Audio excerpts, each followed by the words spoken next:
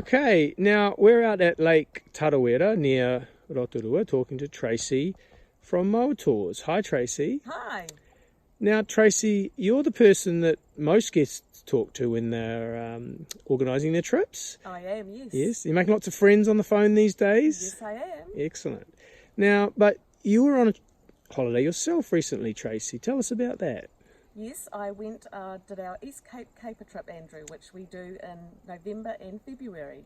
Right, and where are the spots that you visit on the East Cape? We visit Whakatane, we've got a night in Hicks Bay, 2 nights in Gisborne, and a night back here in Rotorua.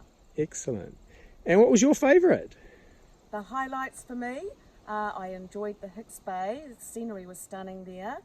Also walked out on the Tolaga Bay Wharf, and I lunched with Judy Newell in Inaru Bay, who has been hosting our guests there for 15 years now. She's got an absolutely stunning outlook on Inaru Bay.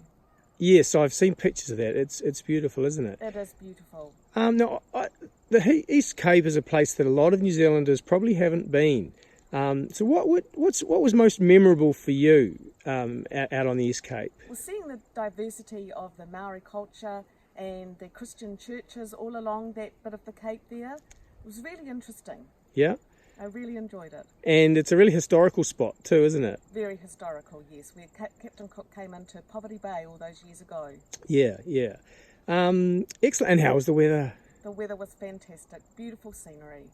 But Andrew, aren't you going to be driving an East Cape caper tour soon? Yeah. I'd like to have the camera now, please. No, this is No, I would like to have it now.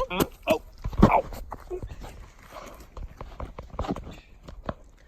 So, Andrew, Yes. what are you looking forward to driving an East Cape caper tour? Well, I'm looking forward to sharing some stories I've kind of learnt recently from that area. I have a family connection there. My uncle was in Lands and Survey around the Cape for 40 years, and I've been talking to him lately and hearing some stories from him, but also specifically about 2 people from our history.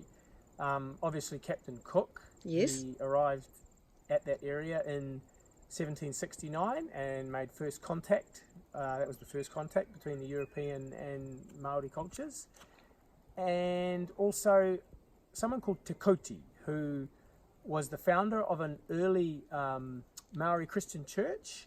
Te Koti was actually imprisoned on Chatham Islands for a few years and commandeered a brig and basically escaped and made landfall in the East Cape area, and kind of what followed from there is actually a really interesting, pretty raw kind of part of our history that I've been reading about and learning about lately. So, it's a real historic area, and, with the first contact between European and Maori in that area, there's nowhere else like it in New Zealand. And, the backdrop of that scenery and the weather, it makes for a great trip. It'll be a great trip, I'm sure, and our guests will have great fun listening to all the stories that you're going to be telling on our next East Cape trip.